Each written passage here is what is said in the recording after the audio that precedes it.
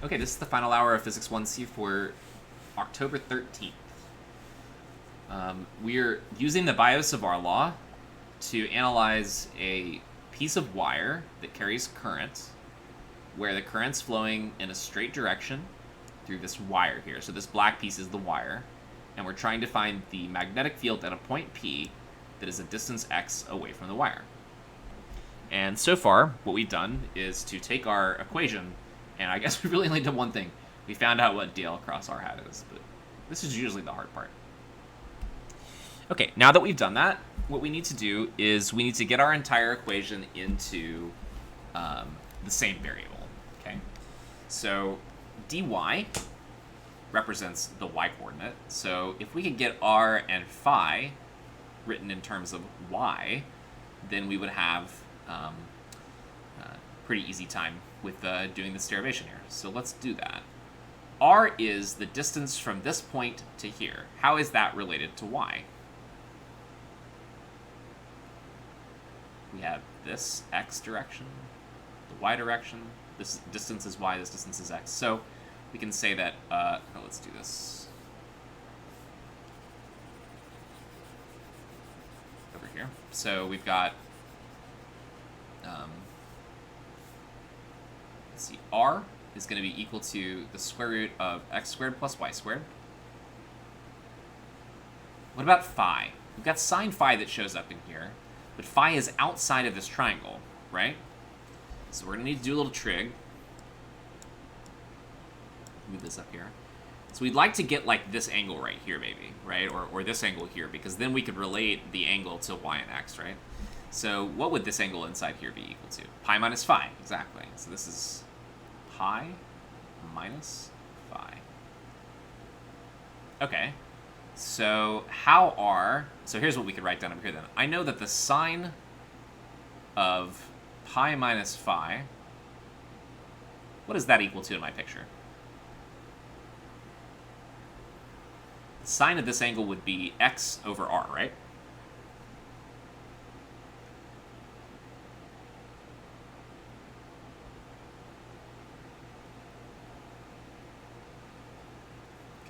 But we have sine phi, we don't have sine pi minus phi. How can we fix that problem?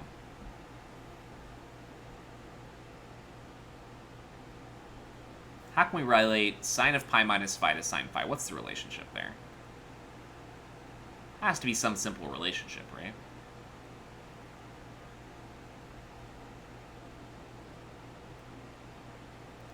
Is there a negative sign that shows up?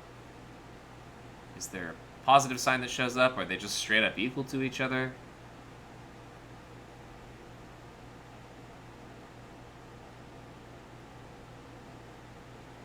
I don't know.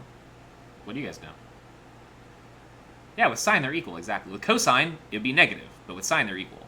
Because the sine is the same value in the first quadrant and the second quadrant, right? Like, I don't know if this is helpful to you guys, but this is what I always remember, the ASTC thing.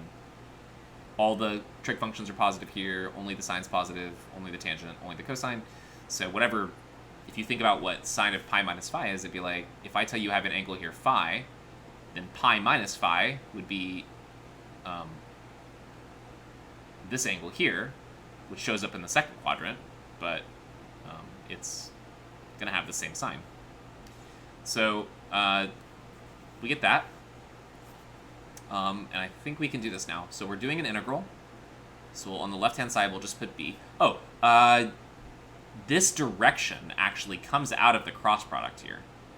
And that direction was into the board. So we can multiply this whole thing times negative k hat. Right? Because we said that the magnetic field here was pointing into the board. So the magnetic field is going to be equal to,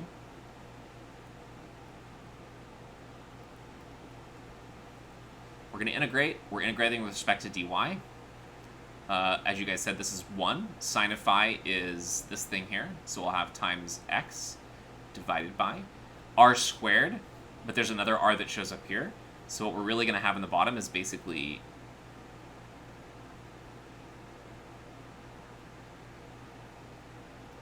that. X squared plus y squared to the 3/2 power, right? Because it's r squared. But then there's another square root right here. So it's basically 3 of these.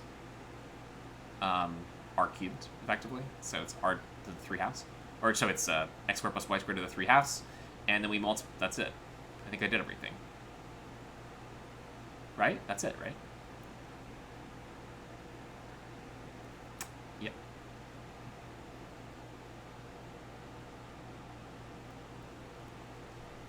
What are our limits going to be?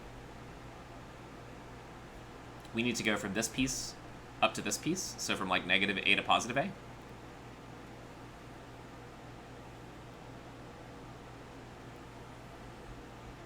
So we do the integral.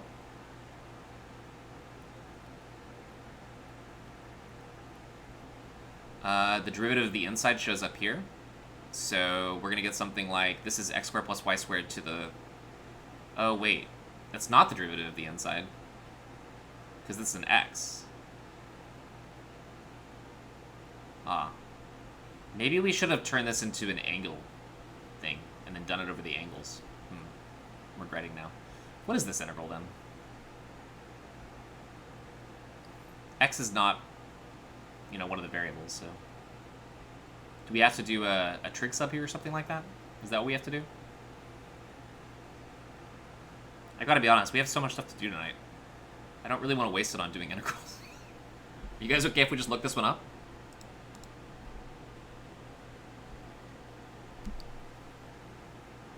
So I think what you get when you do this is something like this.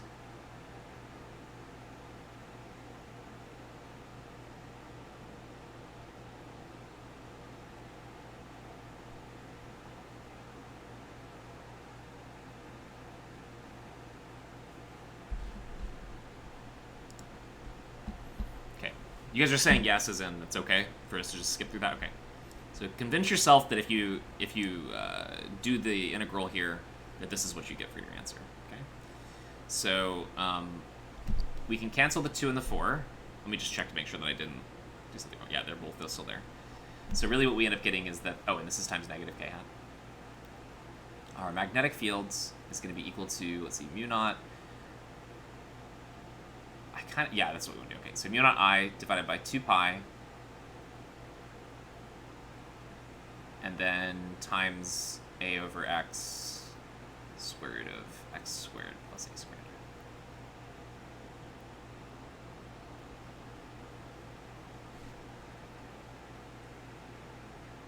Okay. So that would be the magnetic fields near a short wire of length 2a.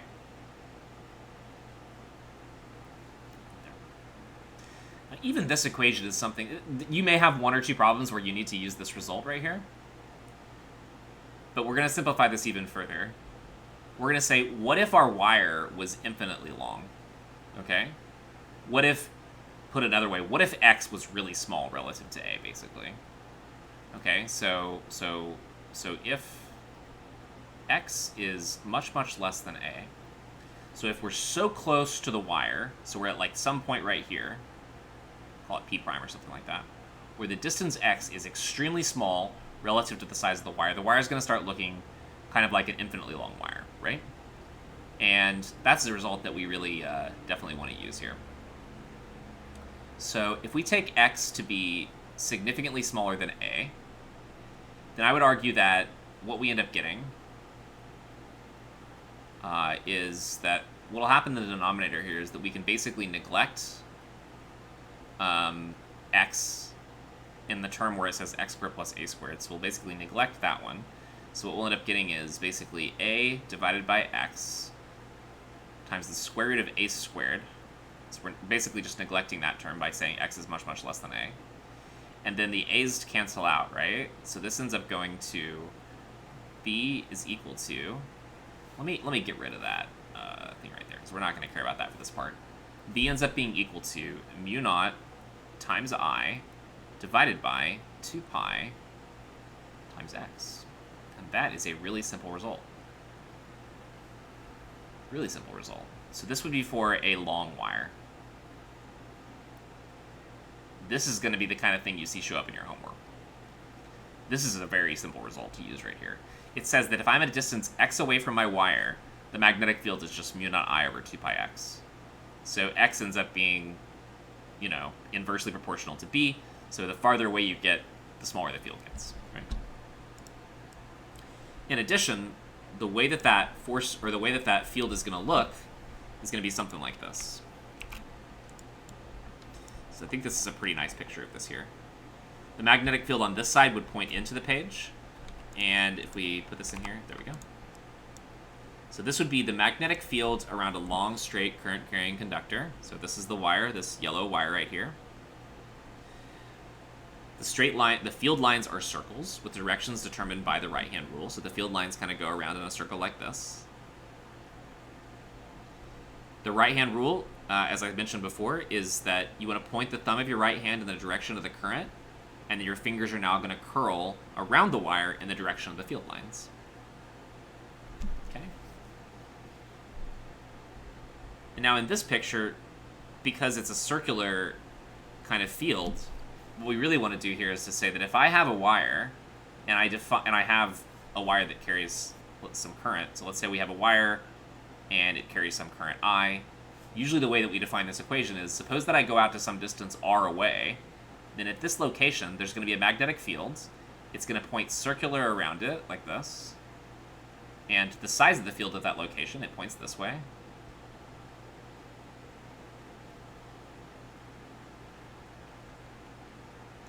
And the value is just mu naught times I divided by 2 pi r. Does that make sense? Anyone have any questions? We're going to do 2 problems with this. We'll do one really simple one, and then we'll do one that's a little more complex. We have to do some vector addition. That's it. That's what you want to memorize right there. If you're the memorizing type.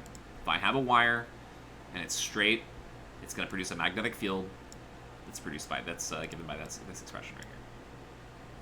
Okay. Does anyone have any questions?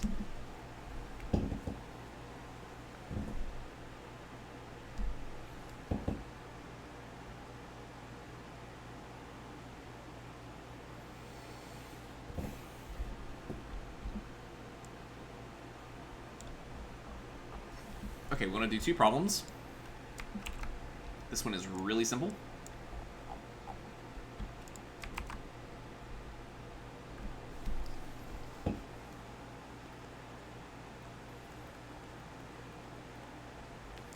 Okay, it says a long straight current-carrying conductor carries a current of 1 amp.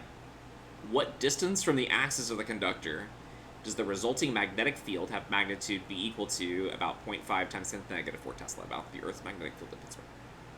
Okay, so we're given magnetic field, we're given the current, we're looking for what distance from the axis of the conductor. Okay, it's a long straight conductor, so we can use this equation here. We really just want to solve for the radius, right? So what we would get is that basically the radius should be equal to mu naught I divided by 2 pi b. Sorry, it's not the radius. Here's our wire. It carries current. We're looking for this distance r, where we know at this location what the magnetic field is. The magnetic field here would point this way. We know what the field is. We just want to solve for the radius. So mu naught, I said, was 4 pi times 10 to the negative 7 Tesla meter over amp, multiplied by the current, which is in amps, given us 1 amp. We divide by 2 pi, and then multiply by the magnetic fields.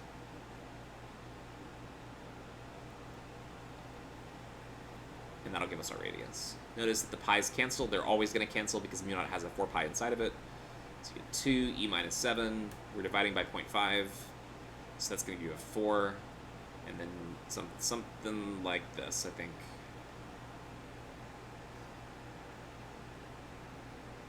You guys agree with that? Does the math look right?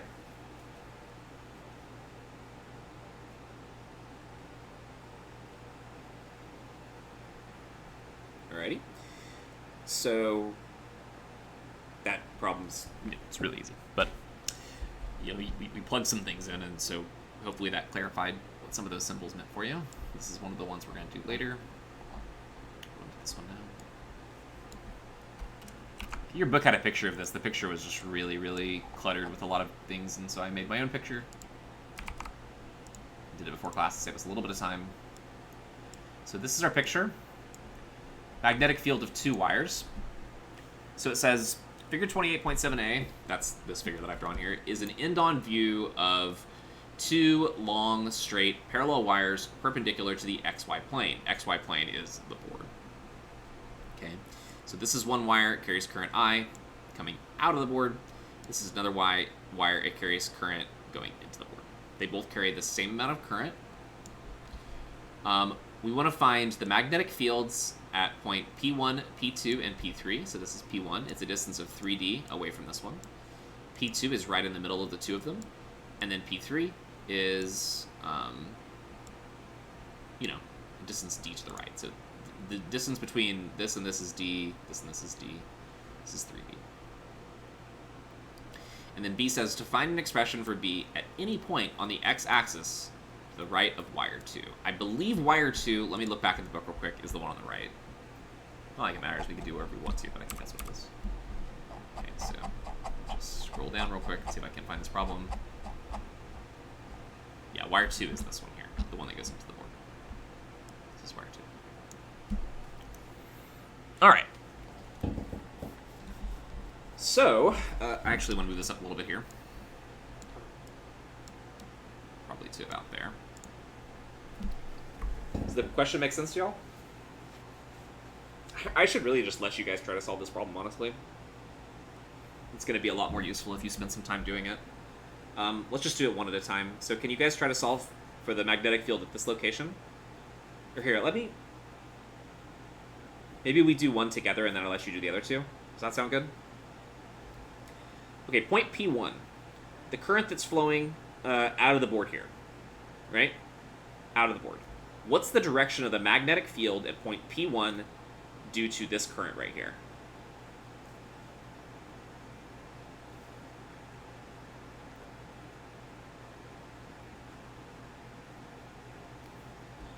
At point P1, what's the direction of the magnetic fields due to the wire that has current coming out towards you? You want to use the right-hand rule right here. You want to point your thumb out of the board and then rotate your fingers in the direction of the magnetic fields, right? So I'm going to give you two examples of this up here. If I have a current that comes out of the board, the magnetic field goes counterclockwise. That's exactly right. If I have a magnetic field that goes into the board, the current goes clockwise. And it's along a big, this isn't current, this is magnetic field. So that's I, and that's B, and that's B, okay? Okay, so what you do is you just think, okay, for the one that's coming out of the board, it goes around in a circle like this. So at this location, I would have a vector that would go this way. Here, look, the currents are equal to each other. I'm just going to give them names. So we're going to call this I1 and I2, and I'm just going to say that they're equal to each other. So I1 equals I2, but I'm going to use it to say that the magnetic field at this location, due to wire 1, is going to point downwards.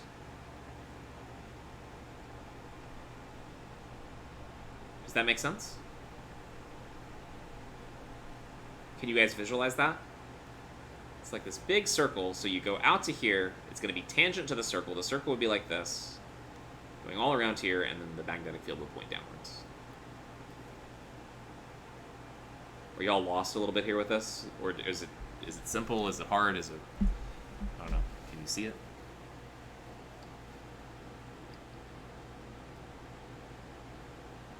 Okay. What about I2? What direction does the magnetic field point at P1 due to I2?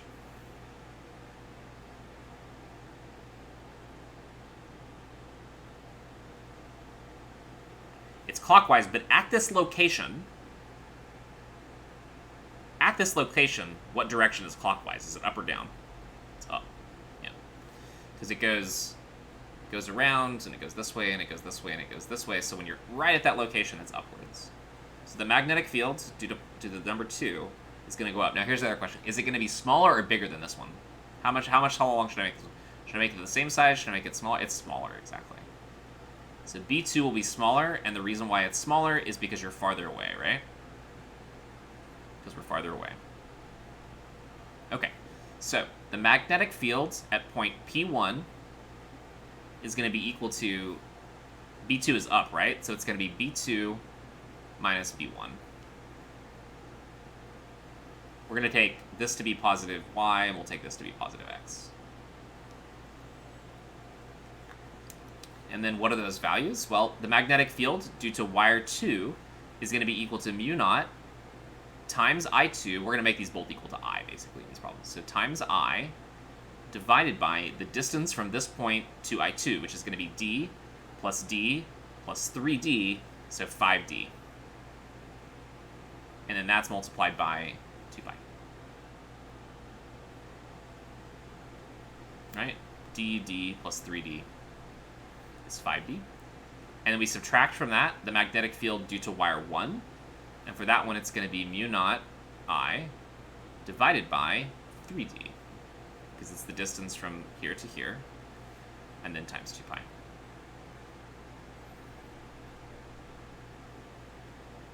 So what's that equal to? So the magnetic field at point P1 is going to be equal to, well, so it's like 1 over 10 minus 1 over 6. That's not exactly like a simple ratio or anything like that, is it? So it's going to be, I don't know, what's a 10th minus a 6th? Can we use what's it called?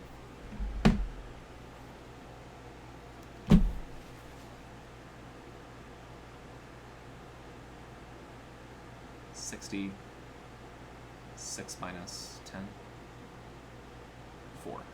4 over 60, which would be, I think it's this. Negative 1 divided by 15 pi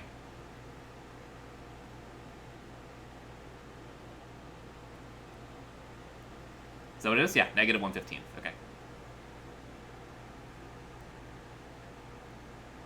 I'll throw a j hat in there because it does point downwards. Okay, does that make sense?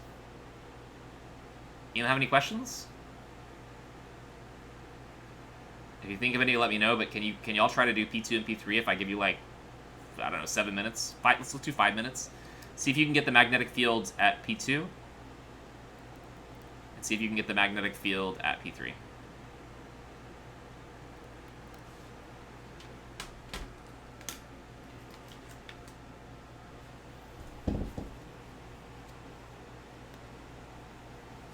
Feel free to ask questions. Oh, there's a D. There's a D. I knew there was something wrong with this. It didn't feel right. There's a D right there.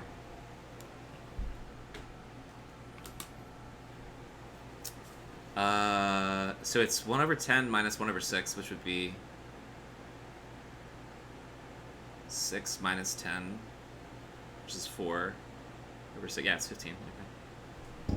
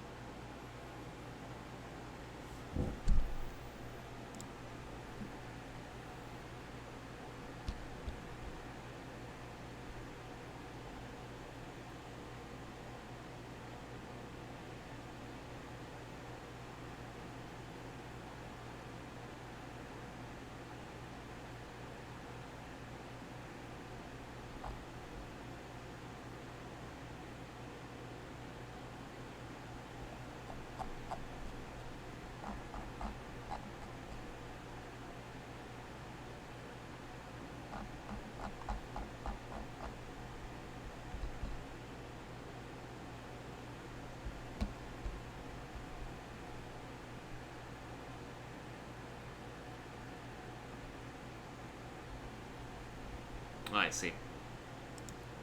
Yeah, so if you're looking at the textbook, I altered their diagram a little bit, so our result's going to be slightly different, but only for the one we just did.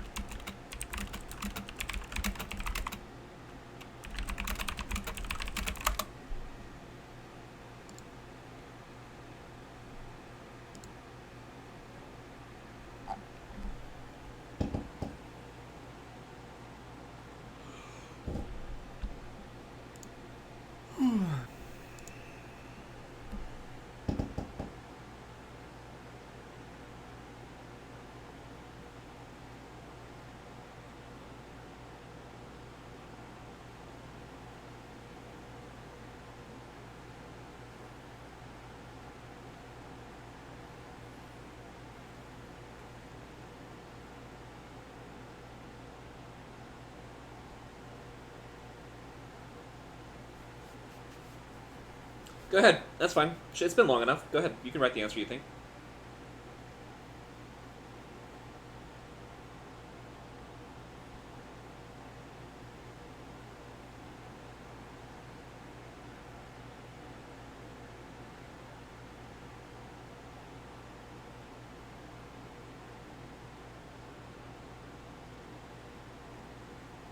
Think about the directions carefully.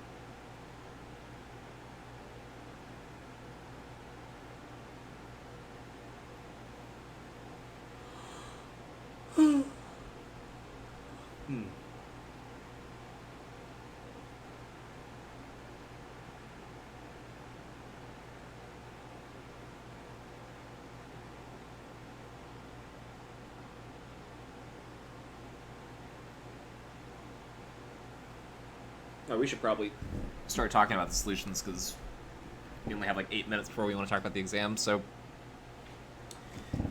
anyone else get an answer for P2?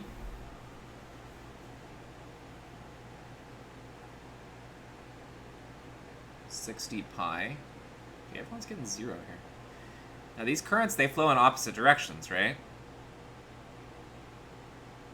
You need another $sign there, dude. There you go. I think that's right for P2, except I thought they pointed up. Isn't it positive? They add. They add. They don't cancel out, no. So the magnetic field due to I1, remember it's going around in a circle. So in between, they both point in the same direction, right? If it goes this way and it goes that way, then right in between they go in the same direction. So the magnetic fields here are going to add together. Your B1 and your B2 are going to be the same.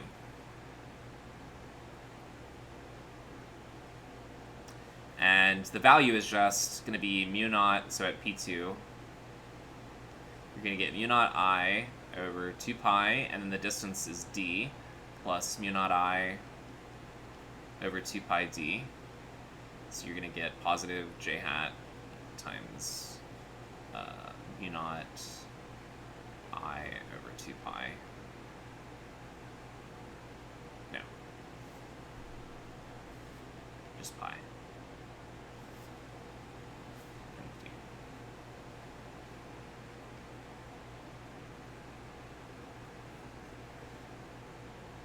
Okay. So that's point 2. And then at point 3, they're going to be subtracting again. The magnetic field due to I1, right, it goes around in a circle like this. So at this location, that circle is going to be going this way.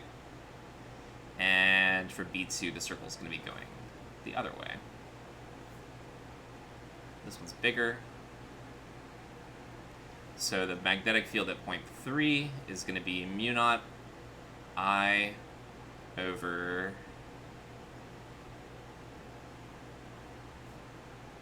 3d times 2 pi. And then that's the upward one minus mu naught I over just 2 pi d. So we've got a sixth minus a half, which is a third, right? Yeah. You guys put it there in beautiful LaTeX coding. I love it. That's the magnetic field at point 3. Is it a negative? Yeah, this one's negative. Yeah. No, because the I2 is going to win out here, right? Excuse me. negative k hat. I don't know. It's like times negative k hat or j hat. J hat. Okay. All right. Does that all make sense to y'all? You'll have time to think about this on your own time and work out your own homework problems. We've only got like a little bit of time left though, so I want to say one other thing here. What if we came to some point right here? What if we came and we'll pick a point that's like, I don't know. Let's do that point right there. What if we pick that point? It gets a little trickier now. Because now, and let's say that this distance is like I don't want to, okay, let's say the distance is like 2D. So this distance, let's say, is 2D from here to here. And same thing on the other side, 2D away. Now if I want to figure out what the magnetic field is, so maybe this will help you to see how I actually figure these things out myself. So if I go to a distance that is along a line like this here, okay? So we go to this distance here, right? And I tell you it's 2D away, right? How do I want to draw my magnetic field at that location? Well, really what you want to do is you need to draw your magnetic field vector. Now, first of all, if it's this one, we know it goes this way, right? So you come right out to this point right here, and you take your line, and you want to make sure you point it at right angles, right? Not this way, not that way, but exactly at right angles. That looks like a right angle. That would be my B1. Ah. And then for the other one, we have this one goes to the right, right? So I would come all the way out to this location, and I would draw another shape, and this one would be this way.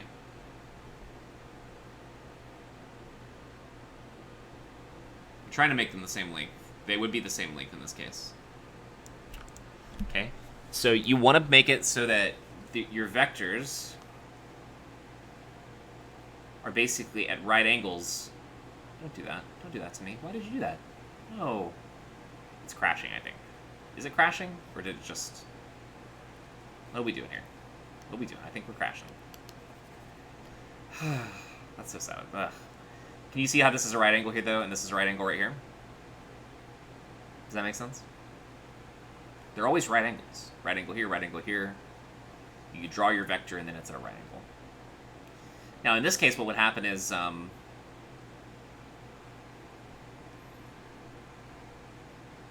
would your magnetic field really be up at this location? That doesn't seem right to me.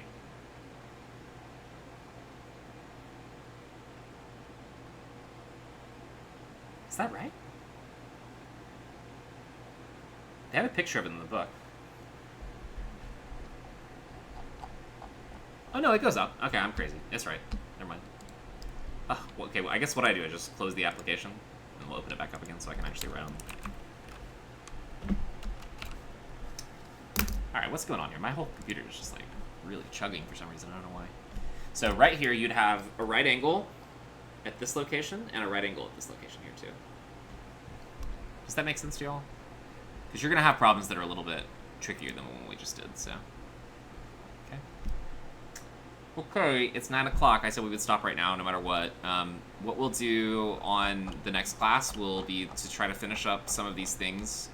We'll talk about... We already did this one. That's basically what we ended with. So we'll talk about the force between parallel conductors. This is like two wires that are flowing together.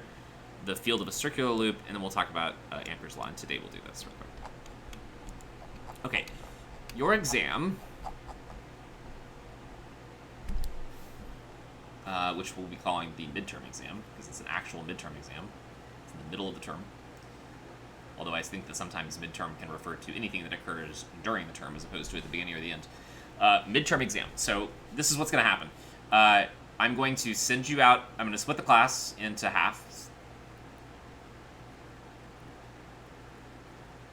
Half of you will show up on this time, Tuesday night. Half the class will show up on... Thursday night, and each person, so we'll have 15 on Wednesday, 15 on Thursday. I'll probably split you via alphabetical order. It's not Wednesday, is it? It's Tuesday. unless I get a request from one of you that you would prefer to have it either on one of the other days, I'm going to split you up in half, probably according to alphabet. So the first half of the class will be on Tuesday, and the second half of the class will be on Thursday. Okay, let me keep going, and there might be a reason why you might want to do it one of the other days. We'll talk about that in a moment. You'll get an email or something. Probably going to be an email. You're going to get an email the day before the class, which really, since we don't meet until like 6 p.m., you're going to get an email at like in the evening on Monday night for this one. You're going to get an email on Wednesday night for this one. And that's going to have a homework problem that you have to present to me.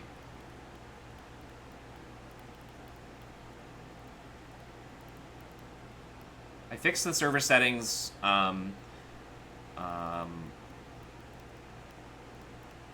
So you're gonna present the problem to me via Discord. How you do this?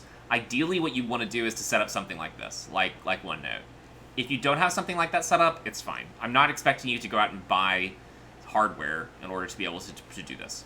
If you don't have the ability to, and I will say, if you're just going to try to use like Paint and a mouse, it's going to be really hard. So probably what you're going to do in that case is you're going to have already worked out a nice, neat version of the problem, and then you can just take a picture of it and upload it, and I'll look at it. And then you'll just explain to me step by step what you did. So you're going to be graded on your ability to basically explain your steps, pretty much.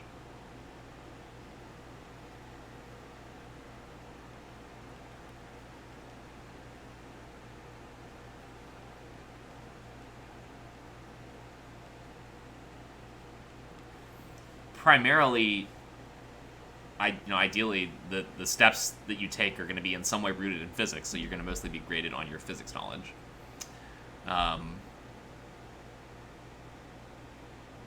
You'll have 10 minutes, basically, so you'll have 10 minutes per person.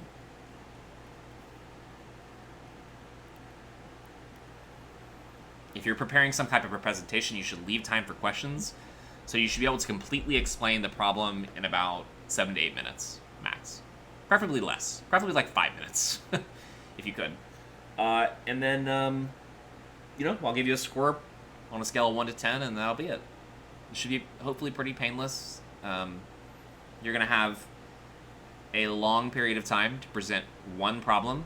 For this one, I will not include problems from I will not include problems from the lab manual. For the final, I probably will mix in the lab manual problems in some way.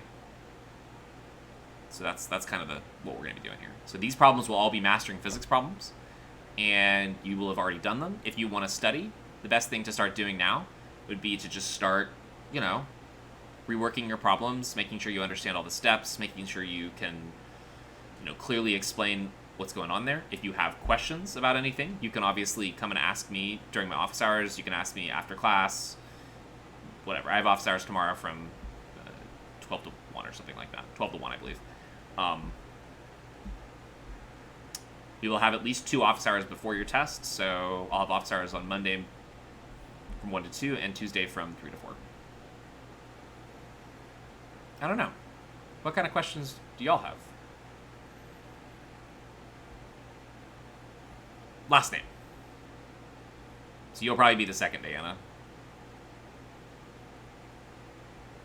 Yeah, you'll have a full day. Now, given the timing, I'm willing to be flexible and we can shift people from day to day, okay? I can't do it if everybody wants to go Thursday, and I can't do it if everybody wants to go Tuesday, but there should be room, since it's 150 minutes, and we actually have about 180 minutes in class. There's a 30-minute kind of, flex there. I really think we'll probably need it, because I have the feeling we're going to have some technical difficulties to getting things done in time, along with technological difficulties of sharing screens and all those kinds of things. If, for example, let's say that I give you let's say on Monday night that I give you a homework problem, right? But let's say you've got a family function that night, or let's say you have to close at your restaurant that you work at that night, or whatever it happens to be, right? And then maybe the next day you're also working. So like, let's say you're in a position where like Monday night you've got like your sister's birthday party, and then on Tuesday you work all day up until the exam. Okay, like from 8 to 6 or whatever it is until we actually meet. I can see that being the case for any number of you. I know when I was I know when I was in school that my test didn't always really line up with my work hours. It always I'd have to work like a double shift and then I'd have a test the next day, and so I'd have to prepare accordingly. So if any of those things apply to you and you'd rather go on Thursday or you'd rather go on Tuesday, if you have a preference, just let me know in advance, sometime in advance, and I can. Does that make sense?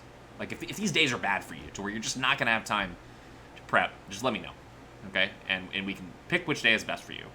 If you don't have any reason to do that, just leave it the way it is, and we'll have the first half of the alphabet go on Tuesday and the second half of the alphabet go on Thursday.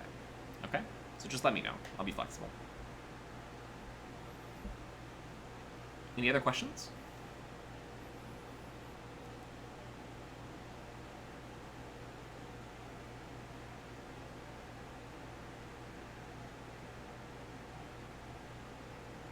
No? I'm surprised. I figured you guys have lots of questions.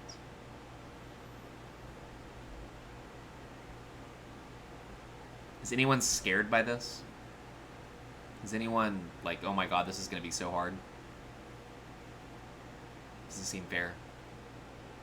Do you feel like you can do this? I hope you do.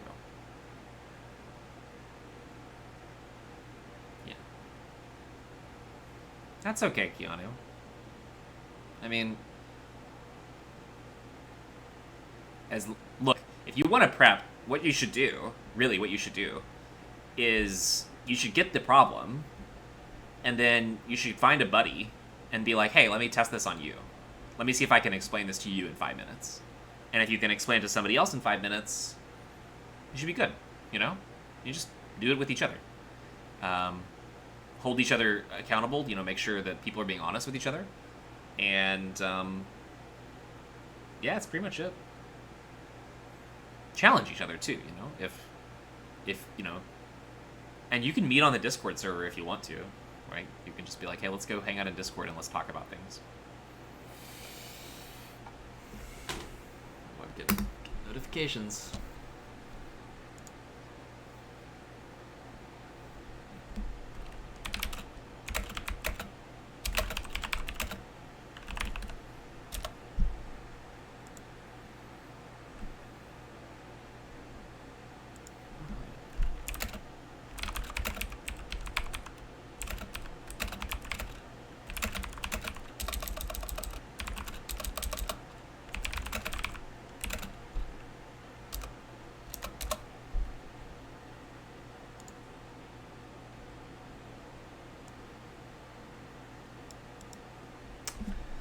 So, like, yeah, I mean, that's going to be kind of weird. Like, I won't be able to tell you an exact time, because my guess is what's going to happen is, like, I'll probably create a list. I'll probably put times on that list. I'll probably just share a spreadsheet with you, like, when...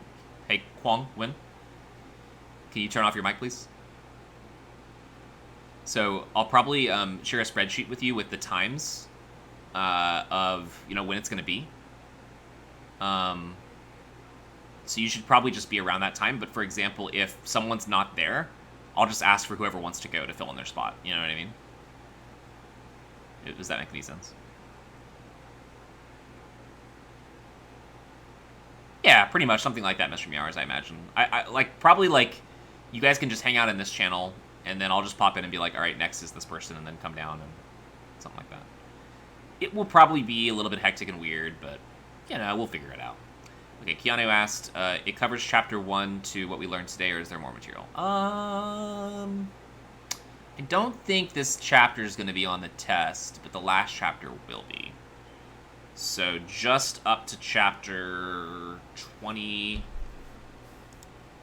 let me pull it up. Up through chapter 27. So it's 21 through 27. So it's chapters 21 through 27.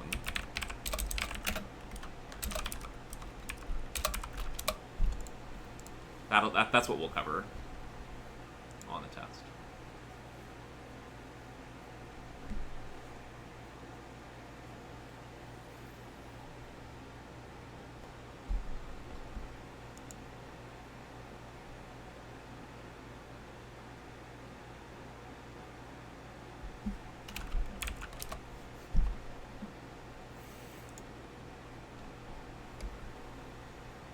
Okay, I'm going to go ahead and stop the stream there. If anybody does have any further questions, feel free to email me, message me on Discord, message me on Canvas, wherever you want to do.